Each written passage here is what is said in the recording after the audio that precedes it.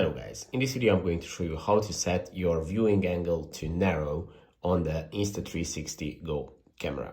So it's pretty easy to do. You just have to turn on your camera and look at the screen, and on the right side of the screen, on the bottom right corner, you will see this little icon where you can set the lens correction. And as you can see, you have four options. There is action, which is the widest of them all. Then you have ultra, which is still wide for sports, for hiking or anything like that. There is linear, which is no fisheye distortion and better stabilization.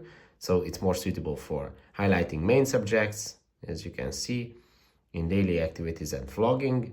And there is narrow, which is a narrow FOP. FOV has no image distortion. So that's how you can set it. I hope this video was helpful for you. If it was, please consider sending a super thanks donation, and see you in the next one.